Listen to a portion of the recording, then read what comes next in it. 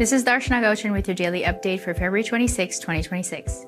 We start with a quick look at regional markets. Asian stocks made slight gains on Thursday thanks to upbeat earnings from Nvidia, though concerns over AI-driven disruption and rising costs remained. Japan's Nikkei was up 0.15%, while South Korea's Kospi jumped 3%. MSCI's broadest index of Asia-Pacific shares outside Japan rose 0.65%. Hong Kong's Hang Seng Index was down 0.76%, while China's CSI 300 Blue Chip Index eased 0.2%.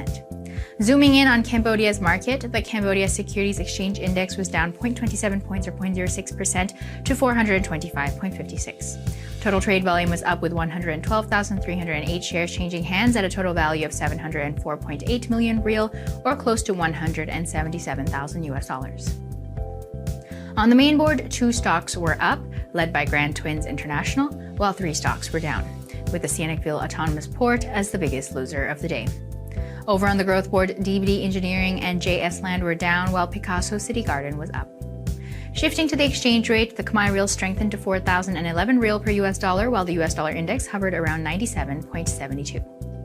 Turning to global commodities, oil prices inched up on Thursday as investors assessed whether US-Iran talks could avert a military conflict that risks supply disruptions, though gains were capped by a build in US crude inventories. Brent futures were trading at 71.02 US dollars per barrel, up 0.24%. West Texas Intermediate futures rose 0.2% to 65.54 US dollars per barrel. Gold prices edged up on Thursday as uncertainty over U.S. tariff policy boosted the metal's safe haven appeal, while investors awaited further details on U.S.-Iran talks later in the day. Spot gold was up 0.2% at 5,182.18 US dollars per ounce. Bullion had hit a more than 3-week high on Tuesday. U.S. gold futures for April delivery were down 0.5% at 5,198.70 US dollars. Looking at the crypto market, Bitcoin briefly approached 70,000 US dollars before retreating to about 68,300 US dollars, underscoring a failed attempt to reclaim a key resistance level. Moving on now to other business-related news.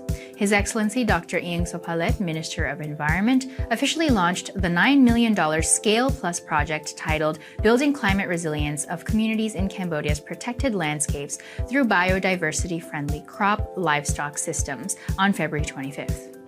The project is implemented by the Ministry of Environment in collaboration with the Ministry of Agriculture, Forestry and Fisheries, with technical support from the Food and Agriculture Organization of the United Nations and financial support from the Global Environment Facility. His Excellency Chai Ritisen, Minister of Rural Development, met with Nyan Shanjiang, Director General for the Southeast Asia Department at the Asian Development Bank on February 26th to discuss expanding cooperation on infrastructure and services. During the meeting, the Minister of Rural Development shared his ministry's vision to build a prosperous and inclusive rural society in Cambodia in alignment with the government's National Rural Development Policy. The Ministry of Labor and Vocational Training and Jiangsu Huibo Robotics Technology Co. Limited signed a Memorandum of Understanding on February 25th to formalize a strategic partnership in technical and vocational education and training. The MOU was signed between the Cambodian Minister of Labor and Vocational Training and the Senior Vice President of Jiangsu Huibo Robotics Technology. That's all for today's update. This was Darshana Gauchan for B2B Asia News.